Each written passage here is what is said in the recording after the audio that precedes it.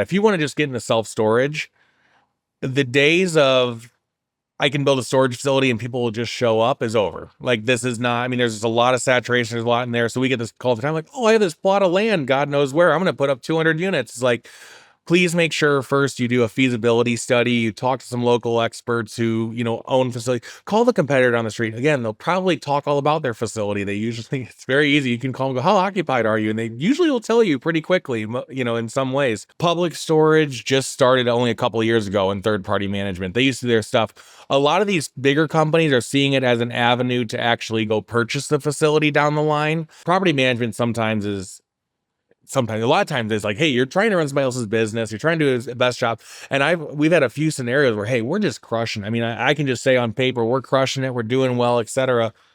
I can't overcome you overpaying for a facility. Alex, thanks for taking the time. Happy to be here. Thanks for having me. I appreciate it. I think this is going to be a lot of fun. You're the VP and owner of the Storage Mall Group and Gateway Storage, which is a family-owned and operated company with over 60 years of experience in owning, managing, acquiring, and developing self-storage.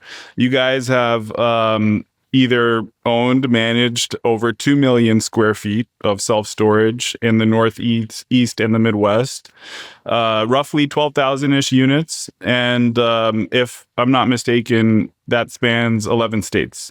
Correct. So yep. A pretty massive and complicated operation for a family-owned outfit. So I am excited for this conversation.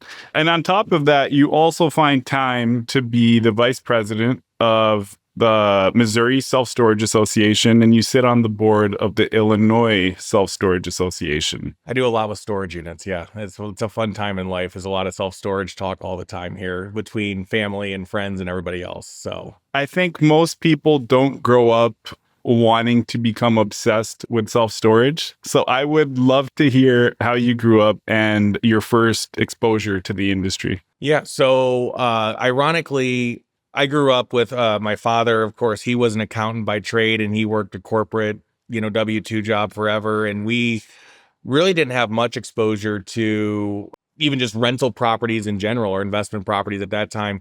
The only thing I really knew growing up was that my uncle, who is based out of Rochester, New York, was just owning these storage units. And again, it's kind of everybody's favorite question. My mom still asks it to this day of who uses these things? Like, who's using these storage units? And so for the longest time, it kind of started with, at least for me, I was more interested in what my uncle was doing and just the entrepreneurship type stuff. It wasn't even a love of self-storage or investment properties. It was more of I want to learn about business and learn about some of this stuff. So like early 2010s, I started working with my uncle kind of while I was in college, just, on the side. And as you know, a small business is I'll help you with, hey, I'll help you with a website at the time, and I'll help you with getting some operational stuff in place, and I'll help you find some more facilities and doing all these details. And, while I was doing that whole process, we had the opportunity to actually buy a facility in the St. Louis area in Dupo, Illinois, just across the river. And so my dad and I went and bought that together. It was kind of always a joke because I kind of pushed my dad into it because I was kind of the operations guy and he's the accountant by trade. So he still is a little more risk adverse than even I am, where he's always the accounting brain and the numbers. And the joke in our family is I always have the ideas and he says no, or where's the money at, one or the other. And so it started with, then we had the opportunity to buy the one in Dupo. And then it kind of snowballed after that because I was still doing some work with my uncle and the Northeast stuff, and obviously doing some stuff around here. And then we had an opportunity right after that with some same marketing that we got approached by an owner in Belleville who had 3 locations. So we ended up buying that. And this is all in 2016. And then right after that, another person called us and was like, we want to sell our facility in Columbia, Illinois. So we, right away ended up buying 5 locations in literally less than a year. And this is also 2 guys who I was still in college at the time, and my dad never owned a rental property. So we went from never having a single tenant to having 1,000+ tenants in less than like an 11-month span. So I don't recommend that to everybody. That was not the way to do it. And so there was a lot of conversations, obviously, with my uncle and our family going like, what the hell are we doing? Pardon language. I don't know if I can do that, but there you go. Yeah, it's all good. I So do there gotta, you I do go. gotta ask though, real quick. When you guys were buying those 5 facilities, did you foresee, or was it already happening to where you had larger players entering self storage and maybe driving down cap rates, or what was the broader picture like when you guys bought those first few? What was interesting at the time, because this is all 20, we really started like late 2015, early 2016 on this. And it was interesting because my dad and I personally were seeing some more opportunity in the Metro East at that time because literally in up until about 2020, there was not a single larger REIT that owned on the Illinois side of the river. And there didn't really seem to be a trend as to why. Like there was not like, other than just a lot of them, again, don't always love the tax basis. And some of these areas in the Metro East were not booming as much as the Missouri side of the river. And the Missouri side of the river was really getting hit with, REITs were mostly buying it, compressing cap rates, doing all that. So there was a lot more of what we would historically call the mom and pops over in the Metro East that just gave us a little more opportunity because a lot of our deals that we bought were literally, I mean, either mailers at the time, like sending out mailings to these guys, or literally me, the young dumb college kid walking in the door like, I want to talk to you about buying your facility. And so we saw some more opportunity there, and so we were able to also see some higher cap rates. So at that time, I mean, I remember when we bought those sites, I think all at like a mid 8 cap at that time, and by year one we can really push this to a 10 cap and other stuff. And it's just crazy because then as soon we bought those and saw some rate opportunity of obviously pushing the existing customer rates, and then it only helped us as we did. I can't say that we knew this was going to happen, but I knew time would tell that eventually some of these bigger players were just going to be naturally going over to the Metro East, because I never understood why there was a river barrier that stopped people. So as soon as those REITs started coming into the market, it only helped us because they just pushed these rates even higher. And still, I mean, still to this day, the rates over here on this side, on the Illinois side of the river, are still even lower than the Missouri side. So I still see opportunity in pushing those and obviously compressing cap rates, hopefully further too. So did I know naturally that was going to happen? No, but I don't think I was seeing that far in the future. I was just more excited. Oh my God, get a storage facility. I heard storage is great. And that was kind of the initial thought process. And today is a little more strategic, to say the least, on where we're buying, what we're looking at, and of course, what the cap rates and of course upside potential is going to be. Something I find very interesting is that you guys both own and operate and do third-party management. Was that the plan starting out, or how did the third-party arm of the company No, grow? it's a pretty fun. I really enjoy this story, and it's actually when we started with the first 5 locations that we had, the we were really big on trying to innovate and really trying to do some new things. So before remote management was cool, we weren't a trendsetter on it at all, but I would probably say we were more trend setting in the sense of the like hub and spoke type model. So actually my dad quit his day job at this point after we bought all these facilities, and he was one guy running all 5 locations between Columbia, the 3 Bellevilles, and Dupo. And he would run around, and again, you could either have meetings by appointment only or do all this other stuff. But we were really pushing, and I would say late 2010s, like 2018, 2019, we were really pushing a lot of the remote style management. Here's an e-sign lease. We can do a lot of this stuff over the phone. Like, hey, we can really automate some of our features, like, gates and cameras and a lot of stuff too. We were really big on the automation just because it was only he and I doing a lot of this, and he was doing it full time, and I was at the time only doing it on the side. So like we had to automate as much as we could and push people to these, online rentals and everything else. Kind of fast forward with that, at that time, and this is like late 2019, is kind of where the genesis of the property management came from. Was the only real property management companies that were out there at the time for self-storage owners were really just the big guys, Public Storage, Extra Space, the REITs, basically, that would come in and put their own branding on it, their own details. And at that specific time, they were very oriented on only being in the big markets. So only being, again, like a lot of them wouldn't go across the river to Illinois at that time. Even if it was a huge facility that would meet their criteria, they just didn't go across. And I don't know, have a reason why for that. but a lot of them would not even go to a secondary market. They wouldn't go to a Springfield, Missouri. They wouldn't go to Columbia, Missouri would even be too small at that time. I mean, some of these, and still substantial size markets that they just wouldn't touch. And that's kind of where it was really a culmination of some different brokers, lenders, some other people saying, hey, you guys have a really good model on some of these, hybrid type efficiencies on just remote management and doing these different things. Would you have any interest in going to some of these areas where maybe it's kind of a smaller facility or a smaller market? Would you have any interest in doing that? And again, I think my answer was maybe. It wasn't even like, I don't know, let's see. It's because I was still working full time for another real estate company doing just nothing to do with self storage or anything.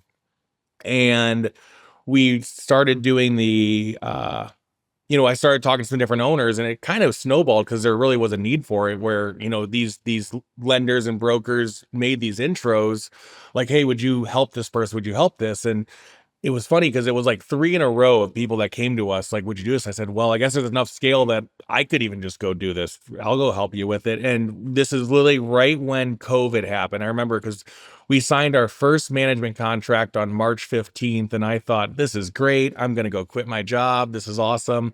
And then the world shut down. And that the lady who was supposed to buy that site actually never went through with the purchase. So thank God I didn't quit my job that Monday or whatever it was. But it kind of was a natural progression right into, even though right after that we got a few more leads, and I ended up, going full time to the management side for people. And I mean, it jumped very, very quickly from just our few sites that we personally owned to, by the end of 2020, we had like 12 locations. End of 21, we were at like 25. Like, it was almost 2 timesing every year. End of 22 was, we were at 35, 40 plus or something like that. And then that's when I ended up going back to my uncle. We merged our companies back together in 22, and not back together. We always had our separate stuff, but came back working together. So that's when we kind of started our Northeast division and our Midwest and scaled all of it and got up to about 50 plus. And it's just been a little bit of everything ever since. Sorry, that was a very long-winded answer to No, that was a question there. great answer, because Yes. When you were talking, I was just thinking about if we wanted someone to run one of our self-storage facilities, who would we call?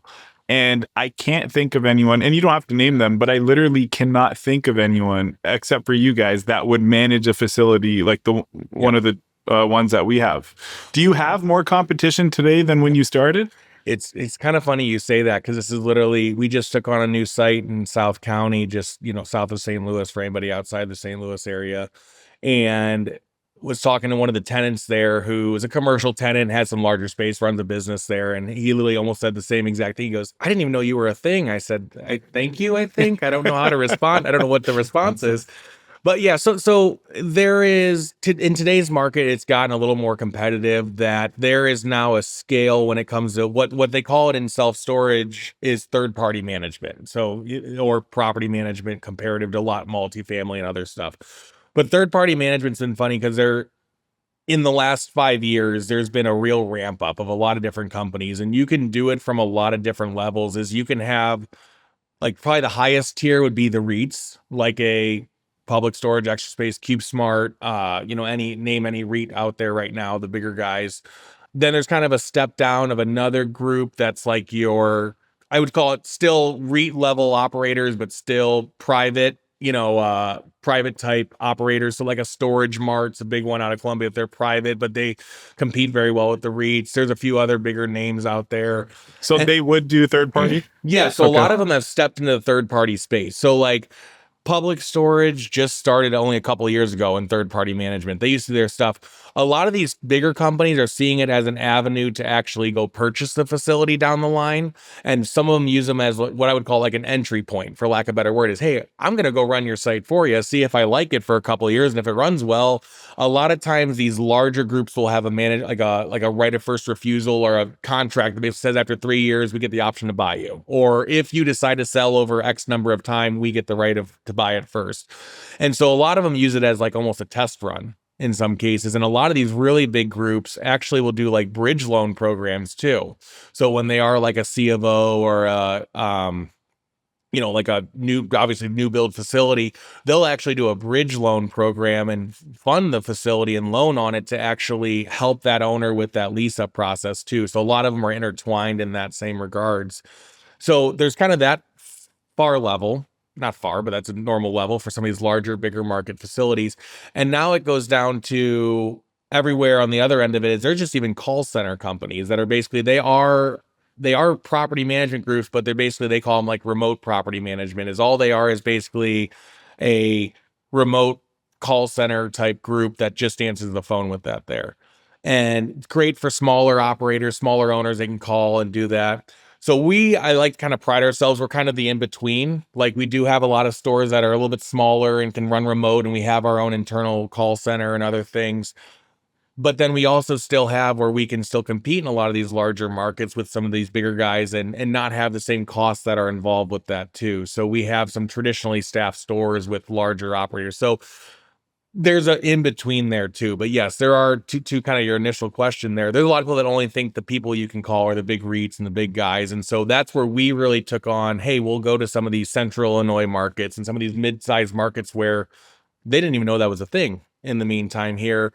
And a lot of our clients are actually like private equity groups, or maybe some guy like yourself who maybe has more of a focus on multifamily, but happens to own a storage facility or two. So we actually have a lot of guys that are focused on another asset class, and we come in and manage just their self-storage aspect of it there too.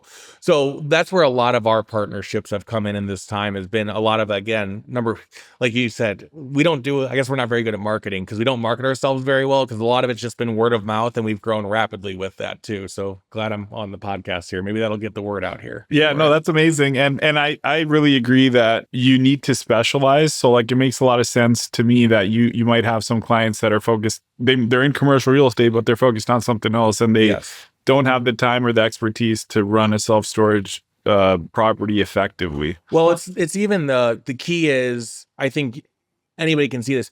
The way you run a multifamily property is not the same way you run a self-storage facility. Self-storage is a retail-based business that happens to be based on real estate, which is crazy because it's month-to-month leases. There's a lot of activity. Multifamily, you don't want activity in the grand scheme of things. If you get your tenants in there, you don't want to hear, like, it's not the same bird. So we've gotten a lot of these situations where we have to come in and place our self-storage principles into it because they were trying to run this like a multifamily business, or trying to run this like a mobile home park and trying to use that same software. And it's not set up to be that way. And that's where we've had to clean up a lot of those messes, to say the least. You mentioned that some folks, and you have some facilities like this that are being run remotely. I see a lot of talk about buying a self-storage facility, running it remotely when it comes to some of these, I don't know what you would call them, maybe like online self-storage gurus. Yeah. And I know it's not that easy. So I'd love to hear from you, one, when maybe you should consider running it remotely, and when you shouldn't, maybe what size, you have enough activity to where you need someone on site, things like that. Yeah, no, this is a conversation we have all day. So especially for our group, we have three different kind of levels of service. We have a remote platform. We have what I'd kind of call the hybrid or hub and spoke, where we may have, like our Belleville example, we have 3 stores in one region. So we still have a manager that runs it out of a main site, but then we have 3 kind of satellite sites around it. And then the other one, our normal one, is the traditional staffing, where it is, hey, it's a busy store, you need a person there on site, etc. So kind of to the initial comment, yes, there's a lot of people online in some of these areas that'll just say, just run it remotely. And you can run it remotely. There's very many ways to do this and do it very effectively. The one word I don't like in the self-storage world is when they say unmanned. Unmanned. I try and never use the word unmanned because at the end of the day, someone has to be involved in your facility in some capacity. And that's the crazy one to me, is when these people are like, oh, I'm going to make it so that, when my tenants move out, they're going to take all their stuff with them. And my joke right back to them always is, I go, oh, you must have some better tenants than I do. And if however you're doing it, please let me know, because I would love to have those tenants. Because I had a meeting with somebody yesterday. I said, I think storage units are the place that Box Springs old bubble TVs, and apparently boxes of glitter go to die because when they pull their stuff out, they always are. I don't know how there's so much glitter everywhere. So someone still has to be involved in the process. There's going to be cleaning. There's going to be issues. I always joke that somehow the tenant always flings the door open and door somehow pops off the tracks because they threw it as hard as possible. And that's always that Friday at 9 o'clock at night. And they're calling and screaming at you that you have to be out there to do it. So whether that's a remote site or a manned site, you're never going to be able to always provide. Someone's not always going to be there for every issue that could happen. So to your point, there is usually a scale where some of these sites are just too small that it's not even worth having somebody there 40 hours a week or whatever number of payroll hours because like there's just nothing to do. I mean, our manager says all the time, he's like, if I just ran this site, I'd be bored to death because we have a lot of our managers will end up running 2 or 3 locations and some other things is there's not enough work to do. So usually going to your initial question, what we use to analyze if it should be remote or, traditional staffing of some kind, number one is usually size. I mean, usually we need to have, if you're going to do a traditionally staffed store, well, obviously any size can go for it. If you really want to put somebody in there for 100 units, great. But usually when you're about 200 units or less, you can do a remote store. Like you can do it or do some kind of scale with that. There's just not enough activity that you need somebody there to consistently be a property manager. When you're at about 400 units plus, or, a certain size, you usually need somebody there. And kind of the other factor we always consider is like a logistics thing too. Like how is the facility set up? So we have a facility in Columbia, Missouri that my dad and I own that is an all interior facility. It's kind of a goofy layout on the outside. It doesn't look very big. It's only about 350 units, but it has all these hallways and not moving parts, but just a lot of lighting and extra features. We got to have somebody there full time. We tried it remote or kind of hybrid for a little bit. It did not go well. Like, even though on paper it looks like it should have, but you just need somebody there for that. But the thing that we've really focused on is what most customers want anymore is the focus on the phone system. Like focusing on, they're not super worried if you're sitting in the office right now. They're more worried about they want to talk to somebody and they want to talk to somebody fast. So, I mean, we've really put a lot of money into the phone system, whether it's a remote store or a traditionally staffed store, because even if the manager's sitting there, they don't really care that they're sitting there. They just want to get a hold of somebody and get their problem resolved quickly or efficiently. And even in today's market, a lot of consumers don't even want to talk to anybody. They just want to go online and do it. So they actually prefer, I don't want to say they prefer a remote site, because of course, if something goes wrong, they want somebody there right away. But they prefer the lack of interaction in some ways, which is kind of telling of what our market's like anymore, what some of the generations are going to when it comes to, trends and activity and everything else. For you guys to enter a market, do you have to have a minimum size for your initial facility? Because like with your remote approach or hybrid approach, it sounds like you need somebody, whether it's like a maintenance tech type of position, and that can handle multiple facilities. Yeah. No, that's a great question. And yes, I mean, that's really, we're pretty proud to say that we are right now only in the Midwest and Northeast. And we're not trying to be that guy that'll just take a one-off actually, this is wrong. We do have a one-off in Montana, but it is one of our owners who has a bunch of sites here in Missouri also, and they bought one in Montana. So do we want to go get a bunch more sites in Montana? No, but now we might want to, just because we have a one-off there, but that's not in our growth plans there, because even in a remote store, we can handle a lot of the stuff. I mean, from a home office here in the Metro East or in, St. Louis area, et cetera, but you still need like what we would call like an on-site contact or like 1099 employee. I mean, this is a guy or girl that literally works. I mean, if anything, I always joke, it's like a 5-hour a week job. It's not a busy job. It's not a hard job. At the end of the day, it's self-storage. We're not reinventing the wheel here, but you need somebody that's still paying attention there. So this remote worker, a lot of times, will have a full-time job. They'll work all day. And then, maybe after work, it's, the facility's on the way home for them, and they'll stop by and they'll work an hour cleaning up units and checking it out and reporting it back to our home office. So the 1099 employee or 1099 contractor or on-site contact is great, but also it's really tough to find. So that's also part of it when a lot of these owners tell us about wanting to do remote sites and wanting to do this. They want to, just get somebody there. Like, do you want to work for 5 hours? And maybe if that's the case on the week, like it's not an easy person to find. And so we've made it very clear that in our expansion plans, if we're going to go into a new market or a new region, usually we want, and again, this is a usually thing, it doesn't always happen this way. We usually want kind of one main store that's either traditionally staffed or has a large enough scale that you can kind of have that one main facility by it.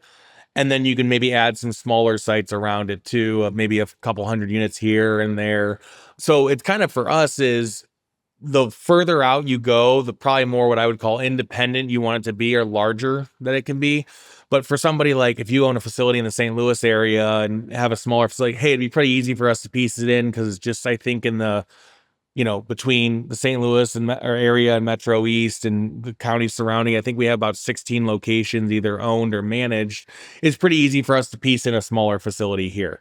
If you wanted us to go to, whatever, name Central Illinois in the middle of nowhere and run a small site, is probably not going to be the most feasible for you. We'll do it, but it's just not going to be very feasible if that's the case there. So usually the further out you go, the larger we want a facility to be. And then obviously we can piece in smaller ones around it. If I were to call you and say, hey, I have a 100-unit facility in, call it Marion, Illinois. I don't think you have a facility there, do you?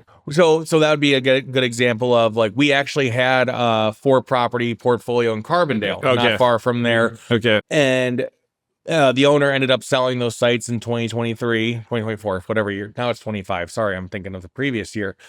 But they sold that. So at the time, it would be pretty easy for us to piece in a couple sites, and we probably would have taken them on, and we would have had some scale there. Today's market now in Marion might be, we could piece it in because it's still pretty close to St. Louis area. We can still get some people out there, but it might not be the most cost effective for you. And so that's where we've even been really good. And what's great about the self-storage industry is I love to talk to owners. I enjoy it. I enjoy the experience. And the storage industry is so cool because trying to one up each other that much. I mean, obviously everyone's in business and wants to do well, but I mean, it's probably the most welcoming community of people that they always want to talk about themselves. They want to share their experiences. They want to, like you mentioned earlier, about brag. A lot of storage owners do like to brag, and they would love to help you. And when you go to these trade shows and different events, I mean, it's a very welcoming group. So I always tell owners, even if you're not sure about it, give me a call. I'll happily give you about 3 other referrals because I have some very good friends who only run some of these smaller remote management groups, and they only take on 100-unit stores because they just have a system for that, or vice versa. As if you call me and say, I have one in Florida, I might not be the best bet for you, but the network within self-storage is so big that we can probably find somebody for you. Or I also do even just some consulting on the side where I'll help you get set up for Mr. Owner. Hey, maybe it's a little too expensive for our management services because your site's a little too small, but I will actually get you set up with the services you need to really automate this thing and run it yourself, that you don't need to have a ton of management there. So we've actually done that I've done it with a couple owners in Jefferson City, Missouri, where it's a smaller situation, Chester, Illinois, not far from there, and Cape Girardeau area down that way, where it just didn't fit our model, but we were able to provide them a service to actually get them the right tools to succeed. And they've been very successful on their own too. So, which has been awesome. If you're working with someone and they ask you, what are the things I should look out for? What should I look to set up? What are some of the service providers I should reach out to at a high level? Or if you want to get in the weeds, we can. Where do you start? And what are some of the key pieces someone needs to be looking for? I'm going to start even broader than that. If you want to just get into self-storage, the days of I can build a storage facility and people will just show up is over. Like, this is not, I mean, there's a lot of saturation. There's a lot in there. So we get this call all the time, like, oh, I have this plot of land, God knows where. I'm going to put up 200 units. It's like, please make sure first you do a feasibility study. You talk to some local experts who, own facilities. Call the competitor down the street. Again, they'll probably talk all about their facility. It's very easy. You can call them and go, how occupied are you? And they usually will tell you pretty quickly, in some ways. But so obviously on that scale, don't just build storage to build it. Just like any industry, make sure you do your due diligence, do your background, talk to some local experts there on that. Now, if you're either buying one or you're developing one, number one, even if you can't decide if you want to do it remote or you might need some staffing or stuff there, set it up to be as automated as possible. People want the automation. So make sure, all your gate systems are cloud-based, for example. Make sure you have software. I still see to this day, it's crazy. You would think that we're past this, but there are still so many owners that only they still have their stuff either on an Excel document or handwritten in ledgers. I've literally taken over 2 facilities in a giant ledger books that you have to just get them and just going page by page. And one of them was on postcards. You just here's my box of postcards, and like we had to put it in the software and do all this. So software can be like that's almost the lifeblood of all these facilities. Gate systems, if you have a gate, some don't, but obviously an automated gate system that'll do a lot of the work for you to lock them out if they don't pay their bill. It'll do a lot of these details, but make sure it's cloud-based. I see a lot of these facilities, they love to have them on a computer, and then as soon as that computer crashes, everything goes to crap and it's everybody loses their mind. Same thing with like cameras. Always having cameras that you can connect online. I mean, I can sit here right now and look at pretty much most of our portfolio remotely from my phone right now. So we can see what's going on. So that's, well, I have a big four usually, the four that I usually always do. So we already talked about the gate systems getting that upgraded. We talked about the cameras. Number three is lighting. It's a weird one that people don't really think about a lot, but you have a family, you have whatever. Would you want to have your wife or kids or anybody go out to this facility at night when you pull up and there's literally no lights, there's no nothing? It looks sketchy. So make sure the lighting's great. There's a lot of cost-effective lighting options out there. And the fourth one I always tell my owners is signage. It seems so stupid, but I'm like, if you've had the same sign there forever, like there's some really cheap storage owners out there that won't even replace their signage, even though it is. I mean, I just drove by one of our facilities and I was disappointed myself because it just faded with the sun and I hadn't been to that site in just a little bit. And I was like, we need to get a new sign out there. Like that's what people are looking at. That's the face of your business. And then also even the ancillary signage, I always say, like, go get the extra stuff. Act like you're a tenant. You have a remote facility and they pull up because these people Google your name online and they think I'm going to pull up to Storyboard Storage and hope somebody's sitting there, and they might not be sitting there. So how do I rent a unit? How do I easily do this? Maybe some QR codes with scan, show up to your site like you've never rented a storage unit or know nothing about it. Could they effectively do everything they needed there without somebody being there? So it's kind of just always looking at it from the consumer's experience in this case. I think those are great tips. Maybe 4 or 5 years ago, those self-service kiosks were a big deal, I think. Are they in demand anymore? I feel like you can do the same thing off of a website that you can do off the kiosk. Yes, excuse me. You're correct on that. And no, they're not in demand anymore. So all my kiosk providers that are watching this are not going to be happy I say this. This is where I get canceled or in trouble here. Yeah, no. So the kiosks are in your pocket. I mean, we have kiosks at a few sites and we're phasing them out right now because if anything, most customers don't want to go to a new interface. They don't want to walk in your office and type stuff into a big screen computer. They're more comfortable using their phone right in front of you. Like the phone is your kiosk here. So putting the emphasis on your phone and your systems and your online process is key. So we've actually been doing this in a few spots as we go forward with just literally having a space in front of the facility you can pull in almost like your curbside service or whatever, but having it as rental station number one, and it just has pull in here and scan this QR code, and they scan it and it goes right to our website where they can rent quickly and do all that stuff, and it's just in a parking space there. Is it the fanciest thing in the world? No, but I mean more customers are more inclined to sit in their car and do it versus like we have a little vestibule at one of them that has a kiosk in it. We've really gotten feedback. It's like, I just don't enjoy being in here. Like, it's just weird. And I don't love the user interface. Like, I just rather use my phone. So we actually have one that has a kiosk, but then it also has that same QR code next to it. And we've had actually tracked it that there's more code usage than there is the kiosk right next to it there. And we could watch them on camera. They did it, they walked in, kind of used the kiosk, didn't enjoy it, scanned the QR code, went back out to their car, sat in their car and did everything in the comfort of their own stuff. And then they got access to go in the facility. So we get this a lot as a management group for those that don't do a ton of work on this, that they'll say, well, why would I hire you? I'm just going to put one of these kiosks in place. The kiosk is just an amenity in theory. It's not the end all be all. You still need a management group. You still need management principles. The kiosk doesn't go out and clean the site for you, unless I don't know of kiosks that do. They don't go out and scan, maybe in a few years. There's some really cool, I mean, on that note, there's some really cool technology out there. I mean, literally, I think we were seeing some stuff that they actually have like drones that will monitor a site and do all this stuff. Now, I haven't seen that at a site live. I've seen some stuff online where, the drones will actually go around and can, at night, if they see somebody, it'll follow somebody on the facility remotely if there's an issue.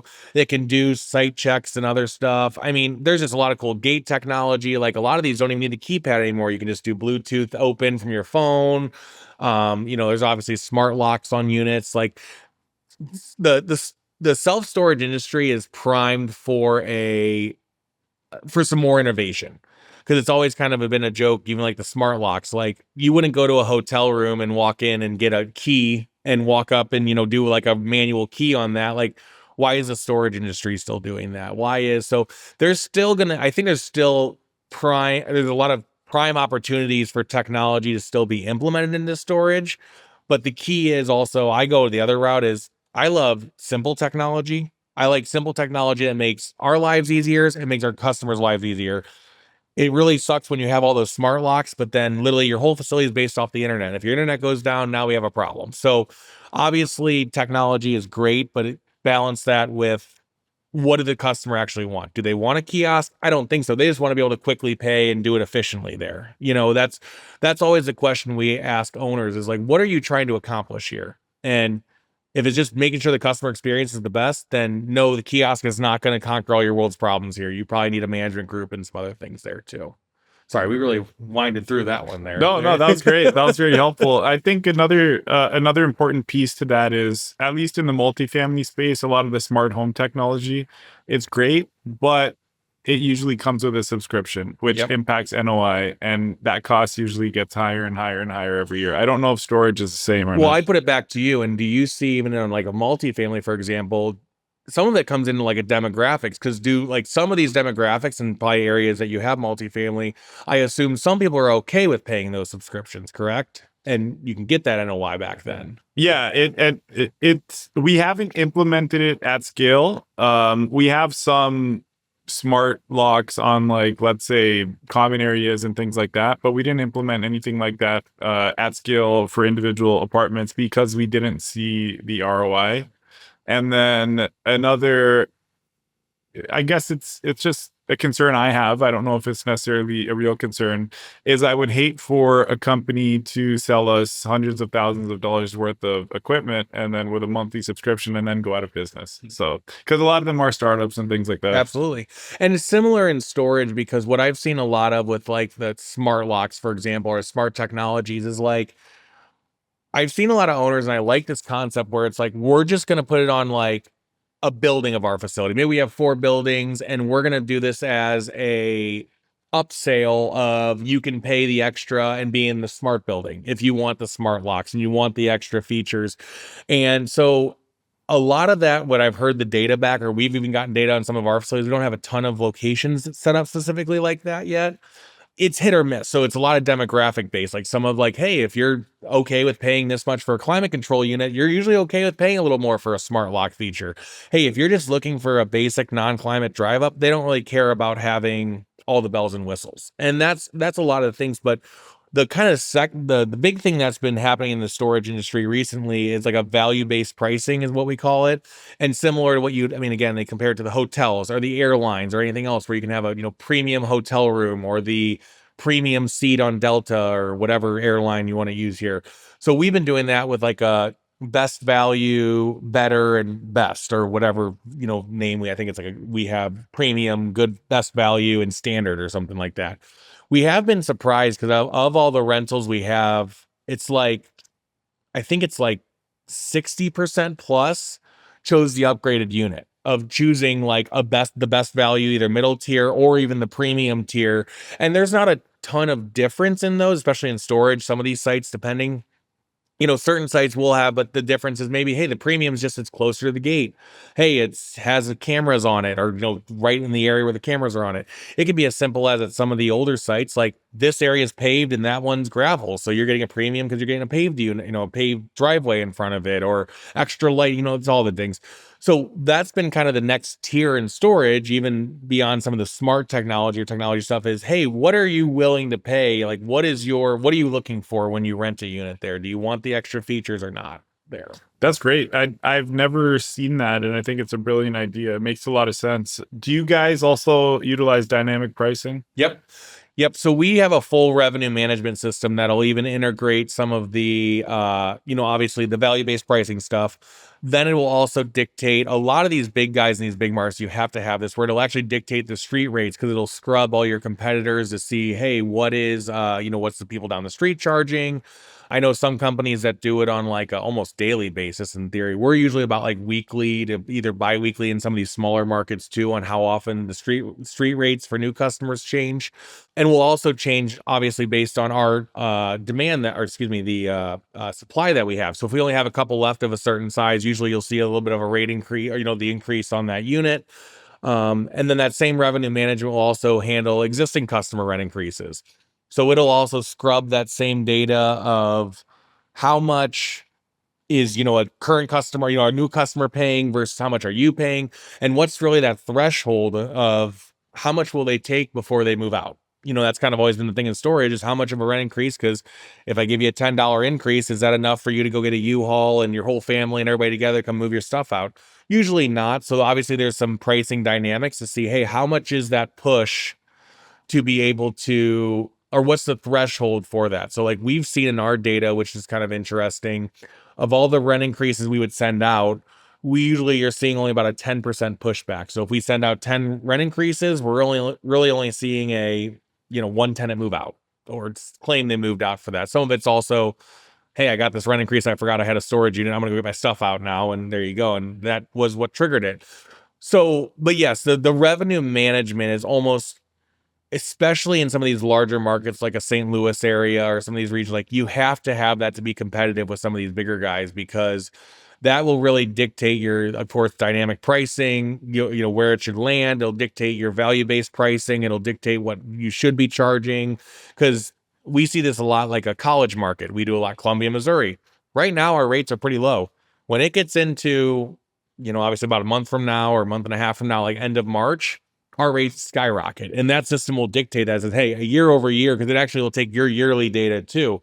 Hey, we see a spike at this facility every year. We can raise your rents even higher now. It's a very AI driven, intuitive system that's a lot of details that I don't fully understand either, but it As takes long a as it lot of works, data. right? Yes, it works. It works very well. And it's been great for us. So Yeah, that's awesome. One thing I do want to touch on is you mentioned, rent increases and seeing when or if somebody moves out. Are you seeing the consumer be a little more price sensitive today versus 2022 or 2023? yes, 2022 was kind of the year that storage really slowed down. 20 and 21 were really booming years. I mean, there was a lot of extra income, there was a lot of moving, there was a lot going on. Right now in storage, if you look at today, January 25, it's slow. I mean, just like the housing market's slow, because interest rates are higher. It's very slow in new customers coming in the door. So we've actually really noticed just like most people and a lot of the larger companies have kind of put in their public reports, is that physical occupancy is down on a lot of these facilities. So the really big push in the last probably year and a half, not that it hasn't always been this, but I guess the really big focus, maybe that's a better word than push, has been on existing customer rent increases. Like what is the threshold that they will take? Because the goal is you want to retain more customers because there's not that many coming in the door. In 2020 and 2021, it was, I'm going to keep raising your rent. And if you leave, I really don't care because I can probably backfill it with somebody that's waiting in line because it was just so popular.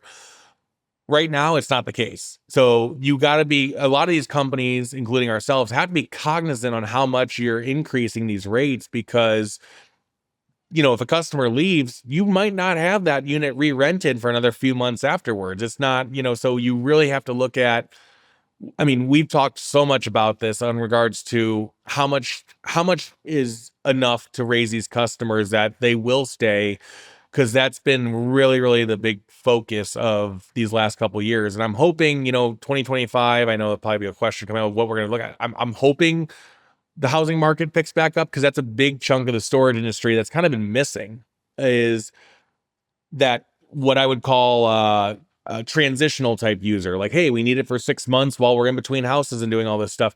That's been really missing. So our length of stays have gone up just slightly, but it's because we're down in occupancy and we're not getting as many of those transitional type users as we used to there. Because I'll put it back to you and say, how much have you seen a higher increase in your multifamily, like customers re-signing leases because there seems to be a trend, in my opinion, that there's a lot more people re-signing or obviously extending their leases than they did the last couple of years ago. But I don't know if you've seen that data or not.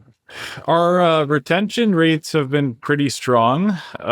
So we haven't seen an uptick in turnover, but our rent increase rates have decreased. So like, I don't know the exact number, but let's say if last year we were like 8% across the board, give or take, this year so far, and the last few months as well, we're probably at like 3 or 4%. So there's a noticeable decline in where we're able to push. And that's where it becomes interesting, because then on the flip side, as storage owners, jokingly, we want them to leave your apartments, because if they're leaving, they usually need storage and the transition and everything else. So if as it seems to be more of a national average that, of course, the rents are down maybe a little bit, but obviously the retention there is still staying more, because they're not able to go afford to buy a house right now with the higher interest rates. And when all that culminates, they're not using a storage unit at the end of the day. There still is the commercial user, and we call it, the commercial users that need it for their business. And there's still the lifestyle users that, hey, no matter what, we're going to have a unit. It's the people that have a unit that we're going to have it there. I don't care what happens. Grandma's had her stuff forever, and she's going to have it there still forever. And they don't care what the rate is, because they don't want to move it anymore. So those two users are still very much in play. But that third user, which really pushes the storage industry, it's not as prevalent as it used to be. And so I'm hoping to see that, obviously, a tick up in 2025. Do you dabble in contractor garages at all? That is the the big word right now. So we have a few facilities that have a quasi either contractor unit, or we actually kind of like the small bay industrial. It's not as big of a regular warehouse. It's not as small as a storage unit. It's kind of that 1,000 to 3,000 square foot. It's kind of what we labeled it as. We don't have a ton of that, or we don't have anything specifically built for that. We have a couple facilities that have like a 4 or 5 units like that in the front that kind of have, didn't even know they were building that years ago. It's kind of my joke. And then we also have a lot of the boat and RV parking. So like, this is funny, in Wisconsin is they call them maxi units. So like maxi storage instead of mini storage. The only area in the country I know that calls it that is storage. So, maxi units, eh? Oh, it's maxi. That's all we ever hear about is maxi units there. But they have a lot of those like 15 by 45 style, larger, 600, 700 square foot. A lot of them are more geared towards boat and RV in that situation, but there are contractors that use that. And I do think there's a trend heading that way, because, everybody was big on self-storage, and they were big on, climate control units, and they're big. Like, it seems like it's kind of naturally moving that way, because these businesses, they aren't big enough to sign a large lease in a large warehouse, but they're not small enough that they can handle 4 storage units, 5 storage units. So it's a lot of those, again, like you mentioned, contractors in most cases. We like to just say small business, but in this case, a lot of them are contractors. They want somewhere they can pull their, truck in at the end of the night, leave it in there, maybe have a small bathroom and a little bit of power, and that's it. And that's kind of the level. So we don't do a ton of that. And the big thing for us even comes into, and it's not that it hasn't been worth trying. Our systems are a lot based on like month-to-month movement or month-to-month activity of, rent here, you can do a 30-day notice for increases, etc. Because that's also become a fine line for us a little bit of, hey, Mr. Owner, are you wanting to rent this like a month-to-month contractor unit? Or do you want to rent this as a like 5-year lease and whatever else? Because that's more then goes into commercial real estate, or commercial property management in that case, because it's not the same levers we're pulling with dynamic pricing and rent increases and everything else. So we've also kind of had a fine line on where is the line. I mean, the fine line is we aren't even sure where, because if you want to do it as a yearly type lease, and we might not be the best fit for you.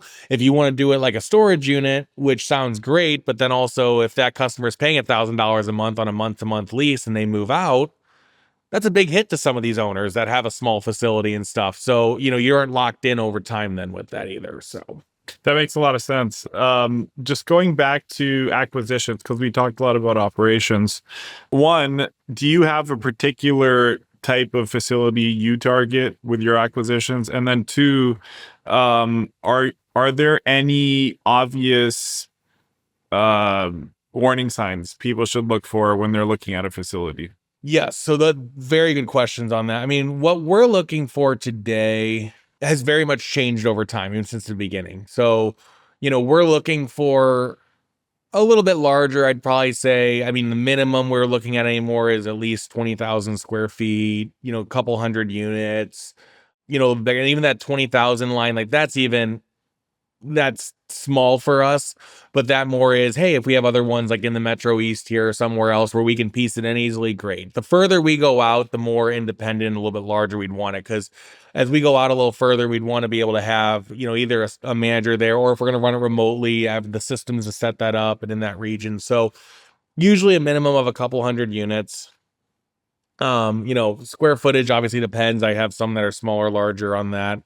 Our big thing is really on the mismanagement of that. We love a good mismanaged facility. I mean, that's kind of our root and our bread and butter. Like, our family, between my uncle, my dad, myself, like, we haven't really done a ton of development, not for lack of trying. It's just been that we've just been very successful in purchasing existing facilities that really just need some help and need just some larger level management systems plugged in place. So that's been kind of our focus for a while, is really like, hey, we love a good clean asset, but it's been just really mismanaged, or, it was just some guy who, we get a lot of these that are their builders, like, oh, we just love it, storage, it's easy to build, we'll build it. But then they had no real management systems there. So we really have to, hey, we can come in and, put our systems in place and go from there. That second part of your question is some of the signs or the concerns, I guess you could say, in a market. It's saturation is the biggest one right now, and that's where it goes into a lot of, even on existing facilities, is doing just some feasibility study reports, talking to some experts, talking to local brokers, owners, other people. Even if you're buying it off market, go talk to a broker, because you're going to know a lot about that market very quickly. Just here in the St. Louis area, I'll give an example of, there's a few high growth areas like some St. Charles County, and Jefferson County has its spots, and there's obviously anywhere. I mean, a lot of these high growth areas, and for storage, a lot of these guys built them and they're waiting for more growth, so they overbuilt storage to try and get ahead of the growth. So there's a lot of lease up facilities out there that are sitting there and trying to get occupancy. Everyone's trying to buy some occupancy right now, because the growth of storage in a lot of these areas has outpaced the growth of home development, apartments, et cetera, in these markets. So we're looking pretty heavily on saturation of what it is, because there's a lot of people fighting for occupancy. And so we do a large, heavy dive into, is it a management problem that your occupancy is bad? Or is it a market problem that your occupancy is bad? And that's been a big key, even especially as a management group. They come to us as, come manage it better. And I'm going, I don't think this management group's doing a bad job. It's just how the market is right now. It's really tough because you're in XYZ area or wherever it is. So that's been even big for us, is really going, then we have to do a little bit more of the market analysis and really diving into, what is every other facility doing? Is this facility we're trying to look at buying at 70%, again, because of poor management, or is it because everybody in the market's at 70%? So that's been just really recently, a really big differentiator for us, is trying to really dig into what the core problem is. And I'll be the first to say, we don't always have that answer. Sometimes it is just, hey, we really think it's a management problem, and we get in there and it's a market problem, so we haven't been perfect in all of our stuff, but most of it still has enough cushion and room for, if God forbid something happens. Just like most investing, you don't want to go crazy. Like, we're not trying to go crazy and give extremely compressed cap rates that we were kind of talking about before. We're not offering that usually. I mean, we're still trying to be comfortable with a lot of different scenarios happening and conservative in that regards, but also knowing that there could be different outcomes depending on market management, et cetera. Yeah, that makes sense. And we're similar in the multifamily world, where if we're going to take on the challenge and risk of a new acquisition, the reward has to be there too. We can't be paying for that potential reward. So in other words, not buying strictly based on a pro forma. Because, if you're new to a market and you see a facility that's 40% occupied and the pro forma is showing 80%, well, there might be a reason why the current owner didn't take it there. Yeah. Well, and this has been, it's been such a tough one right now with that, because it's we have these conversations with these owners a lot. Is we're doing a great job at a facility, especially in property management. Sometimes a lot of times it's like, hey, you're trying to run somebody else's business, you're trying to do the best job. And we've had a few scenarios where, hey, we're just crushing. I mean, I can just say on paper we're crushing it, we're doing well, etc. I can't overcome you overpaying for a facility. So I always had this. I had a great conversation. It was a couple of years ago at this time, and he's like, well, my loan amount's this. And I'm going, what did you pay for this thing at the end of the day? Like, what were you like? He's like, well, I need to figure out, you need to be able to match this. And I'm going, even if we ran this place phenomenally and we did everything, we were 100% full at the highest rates and whatever, you still wouldn't hit that. I'm just like, you can never make up for a bad purchase at the end of the day. So that's always been a really big key of ours, especially when talking to owners, is even I can do the best job in the world, but what you paid for this is not a good thing. And I mean, you've probably talked to owners in this case. I've done it for a lot of times when we're trying to buy a facility. It's like, well, I paid $5 million for it. I'm like, it ain't worth $5 million a day. And it's not even so much a cap rate conversation. It's not that. I'm like, I'm not sure it was worth $5 million when you bought it. But I mean, again, that's when cap rates are very compressed. And I think you're probably seeing this on the multifamily side. Is I'll be very curious how the debt structures play out on a lot of these, some of this 5-year notes from 2020 and some other things, because in storage, we have a term that, we kind of have the 4 Ds of storage here. Or originally it was 3, now it's 4. It was death, divorce, done, just flat out done. But now the 4th one I've added that's been interesting is debt.